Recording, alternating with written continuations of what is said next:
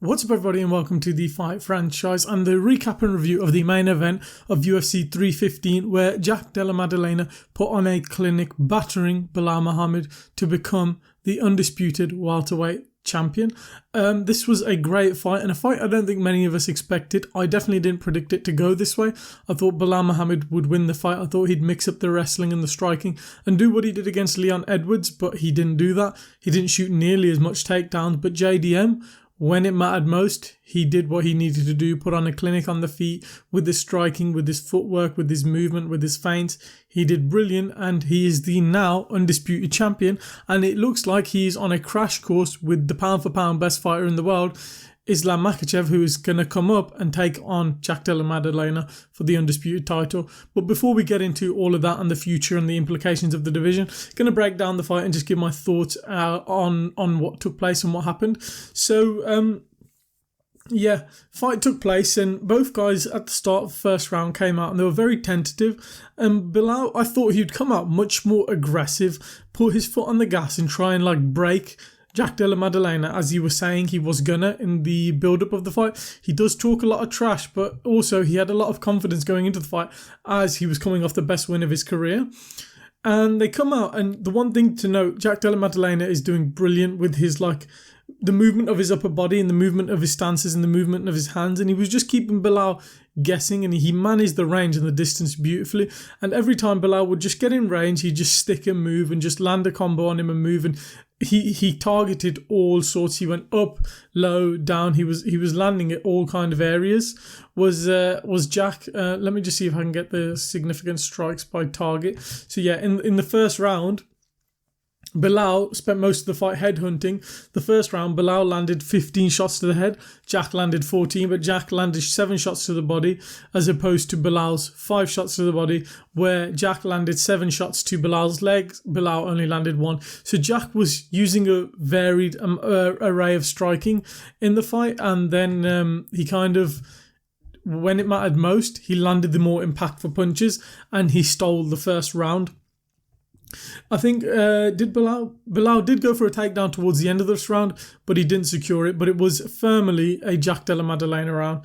The second round, they both come out, and it's very similar to the first. Belal's trying to put on a bit more pressure. I'm just going to get the numbers up again. And it's kind of like JDM's just piecing him up and he's just stinging him. They're both landing on each other, and credit to Belal, he landed some decent shots. There was one point, I think it was like a jab right hand, and he did send Jack back to the canvas. But when Jack landed on Belal, it was way more impactful. You know, he has the sting and the zip in his punches. Jack is one of the best boxers in the UFC. His hands are amazing. And Belal just couldn't keep up with that. He couldn't keep up with the technique that Jack was offering. He did go for 3 takedowns. They were laboured takedowns and they wasn't the best. And it was just like Della Maddalena's confidence was growing. He knew, I'm in the ascendancy. He's kind of not giving me anything that I've not seen before in the octagon, which was surprising from Belal. He wasn't shooting nearly enough takedowns. I thought he should have been shooting way more takedowns. But Jack is managing it, and I'm pretty sure in this round at one point, Belal goes for a spinning back fist and it's way off, and then you just see Jack, he mimics him and does a spinning back fist, kind of to take the mick out of Belal, and then he just pushes forward and then throws a spinning wheel kick just to, show Belal who's the boss in the octagon. And the one thing to note was, and the commentators kept saying it, the one who was pressing forward was normally doing the damage and winning the fight. Belal's game plan should have been, let me put my foot on the gas, get JDM behind that black octagon line and get him up against that fence and then shoot for takedowns as I did against Leon Edwards and start teeing off on him, because that's where, in this fight, Belal had his most success, when he was mixing up the wrestling and then coming up with the striking and shooting in the wrestling, because you keep them guessing. But yeah, JDM secures round 2. When you look at the total significant strikes, 30 to JDM, well, total strikes isn't significant. 30 for JDM, 21 for Belal, but that was actually the total significant strike numbers. Every strike was significant, which shows on the UFC website. Round 3, Belal has a much better round. He gets back into the fight much better. He starts putting his foot on the gas and putting the pressure back on JDM, and he doesn't let JDM set his feet and set his timing and get his rhythm. That's the one thing I've I was very impressed by JDM. Once he gets his rhythm, once he gets his timing, and once he gets into that flow state, he's a hard man to, catch and break down. He's Belal said it to his corner, he's very slippery, he gets out the way of shots. He's very evasive on the feet. Belal did shoot for no takedowns on this round and did opt to strike, and was arguably a better round for him. You could argue it either way. I think live I did give it to Belal, but I was rooting for him to win. But Belal landed some great shots, got him up against the fence, landed some 1-2s and was stinging him back. And the strike numbers show 35 to JDM, 32 for Belal. So a very close and competitive round, which could have gone either way. The fourth round, this was a round where, JDM cemented kind of himself in the fight. They go back and forth in this round, the fourth round, and it's kind of, here and there, nip and tuck. Belal's trying to get takedowns now. The urgency's there. He gets one takedown, but he doesn't really do much with it. And JDM's kind of pieced him up on the feet and is just doing the much better work in the octagon, where in the strikes department, JDM lands 51. Belal lands 35. The pressure just isn't working. JDM is welcoming the pressure and putting the pressure back on Belal, because the one thing he's doing is stinging him and sending him backwards, and he's managing the distance. So whenever he comes in, he can catch him. He does the damage and outstrikes him on the feet, has him in danger, has Belal in danger, and just kind of sets Belal back and kind of goes to the stool knowing, okay, I've probably secured that round. And his corner would tell him, they go, Jack, you're 5 minutes away from becoming a world champion. So they know they're up on the scorecards. I said this in the fight, in my preview. I said bank the early rounds and you can win the fight. JDM did just that. He banked the first 2 rounds because Belal just wasn't as active. Was that because Belal's coming off an injury and he's getting older and he's just not that good anymore? Or was JDM that evasive with his footwork, doing enough damage with his mixed array of striking, kicks, and just keeping Belal at bay? And when Belal was coming in, he had a busted nose at this point. His eye was a bit swollen. His lip was a bit cut up. He did wear the damage on his face. JDM was landing some heavy hands on Belal. Round 5, the best round of the fight and the most exciting round. The one thing I will say, even though Belal lost and everyone's clowning him, and I'm going to talk about his game plan in a minute, fair play, he did show the urgency, which is what you want from fighters. I remember when Chito Vera took on Sean O'Malley and he was down 4 rounds. He came out for the fifth and showed urgency for about a minute and then just gave up. Belal just came out all guns a-blazing, went literally, got JDM back up against the fence, and he's teeing off on JDM, and JDM's clipping him back in the face. JDM lands a huge knee and cuts Belal's eye open, and Belal's just like, F it, I'm just going to keep swinging. So credit to Belal, he went for it in that 5th round. He's there, cut open, eyes busted open, teeing off on JDM, and JDM's landing back. And that's what JDM's good at in a firefight. His boxing's so good. He's got his wits about him that he's not going to, leave himself open. He did get clipped. Lucky Belal doesn't have heavy hands, because if he did, he could have landed something significant that could have dropped JDM, but Belal has pillow hands. And they're both teeing off on each other. Belal eventually gets the takedown, tries to do a bit of work with it, and tries to smother and land on JDM, but JDM explodes out from under the takedown, and then again they're both trading like crazy, and JDM rocks him and stuns Belal, and then Belal is kind of stunning him back, and JDM shoots for a takedown where kind of Belal throws him and reverses the position and gets JDM down and starts trying to land on him, but JDM gets back up, where they're literally teeing off each other till the final bell, and then it goes to the judges' scorecard. But it was an entertaining fight. I was watching it confused most of the fight, I'll be honest with you. It was like I couldn't enjoy it because I was like, what is Belal doing? Why is he just not shooting more? Why is he just choosing to stand with JDM? Did he psychologically convince himself to say, oh yeah, I've got hands like Canelo, I can stand with JDM? Was it because he's just had that toe injury, he's a bit older, and he didn't think, oh, I could get the cardio? Or was JDM's takedown defense just that good? I think he didn't test JDM's. He did test JDM's takedown defense, because he did stop, I think, 6 of 9 takedowns, but he didn't test it well enough.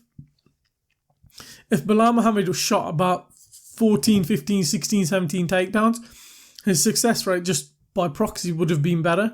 But I think what JDM did brilliantly wasn't really his takedown defense.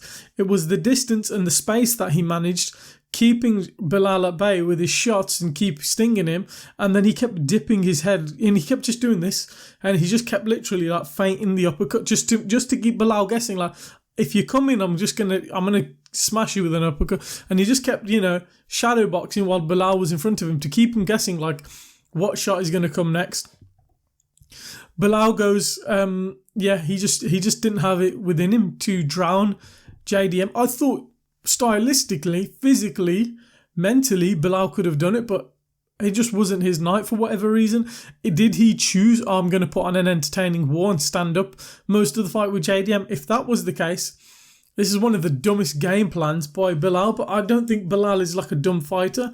I think his IQ is actually very good and very smart. And when you see him talk about the sport, he kind of knows what he's talking about. So I do think a lot of it was JDM's managing of the distance and his striking and punishing Belal early and making him hurt and making him, hesitant of coming in because he was landing big on him. So credit to JDM from that standpoint. I just didn't see it coming. I knew he could win. I thought if he was going to win, he was going to flatline him early. And there was moments where I thought he was going to flatline him because he was teeing off on him. But Belal had a good chin in that fight, and he showed well, and his chin held up strong. But yeah, credit to JDM, brings a title home to Australia. As for what's next, Islam Makhachev is apparently next. We're not going to get Islam versus Ilya, I don't think now. I just think it's concrete. It's not going to happen. Islam's going to go for the double champ status and go for JDM. This, if I was JDM, is a golden opportunity to become one of the best fighters in the world. This is a streak. He's on a 15-fight win streak, is Islam Makhachev. One off tying Anderson Silva. This is one massive fight. JDM could win this because all he's got to do now is, after he's recovered, just drill takedown defense on the feet. You can outdo him. You're bigger than him. You've got the physicality almost on him. All you've got to really do is drill takedown defense, because on the feet, JDM can sting someone like Islam Makhachev. It's whether or not Islam Makhachev can get him down. The one thing Islam's got is good control if he gets you down, so that will hold up key for him. But JDM's just shown his takedown defense will hold up, and he can explode from bottom when he's got someone like Belal underneath him. So he'll have a lot of confidence going into that fight. I saw someone, I think it was Guru, said he wants to see this fight in Australia. I think they'll save it for Abu Dhabi. I think Islam will go, look, I faced Volk in Australia. I went there. I'm the A side. Give me JDM in Abu Dhabi at my kind of terms. JDM will probably take that fight just because they're going to probably give him 7 figures. They'll probably give him $1 million for that fight. But I do think, because he was saying, do JDM, Islam and Evloev versus Volk on the Australia card, I would love that. But I think they'll get 2 pay-per-views. They'll do Evloev versus Volk in Australia, and then they'll do Abu Dhabi. They'll do JDM versus Islam Makhachev. I think that's going to be an amazing fight. I can't wait for it. Shame we're not going to get the Ilya Topuria fight. But if Islam Makhachev can beat someone like Della Maddalena, that will be crazy. That will be crazy. He can do it because he's a crafty veteran and he knows how to get finishes. He searches for finishes when he gets you down. If Belal had finishing potential, this could have been a much different fight. So yeah, very, very good performance by JDM. Big things on the horizon for him. As for Belal, tough loss. There are some good matchups for him. Kamaru Usman, they've got a rivalry there. He should face Kamaru Usman regardless if he wins or loses against Joaquin Buckley. I think the Shafkat bout is there. The Ian Gary bout is there. The Sean Brady rematch is there. Even if he wants to take a detour and beat up on someone, I'd love to see Belal Muhammad beat the shit out of Colby Covington. That would be really fun to watch. But unlucky for Belal, he needs to get 1 or 2, 3 wins to get back in the title picture. I don't think this was terrible.